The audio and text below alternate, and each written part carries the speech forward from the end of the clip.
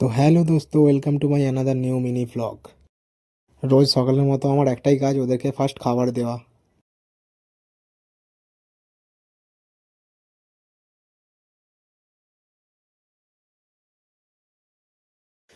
তো ওদেরকে দানাটি দেওয়াই মাত্র ওরা সবাই মিলে খেতে চলে এলো। এবার ওদের ডায়েট রেডি করা যাক। আমি দেখিয়ে দিচ্ছি আমি কী কী ডায়েট দিই সপ্তাহে 2 দিন।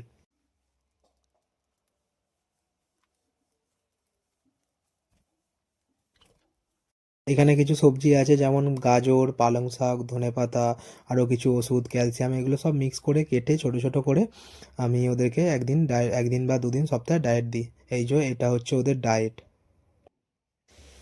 তো ডায়েট দেওয়ার পর আমি আবার একটি পাখির দোকানে চলে আসি নতুন কিছু পাখি নিতে।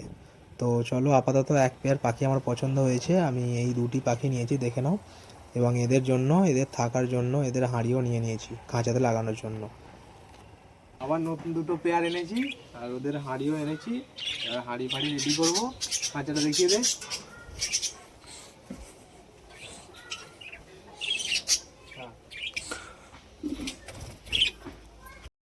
এই যে হাঁড়ি লাগানো হয়ে গেছে এদের। এবার এদেরকে ছাড়বো খাঁচা। চলো ছাড়ি।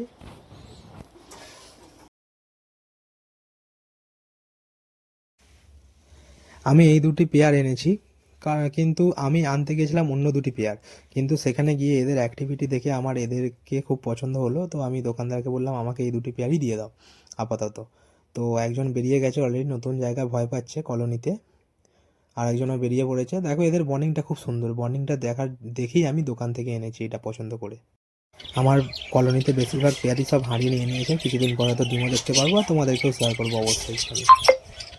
পাখিদের ডায়েট মেনটেন করা বা ক্যালসিয়াম ওষুধ দেওয়া সেটি খুবই দরকারি। তার জন্যই পাখিগুলি এত স্বাস্থ্যবান হয়। দেখে নাও আমার কলোনির কিছু পাখি।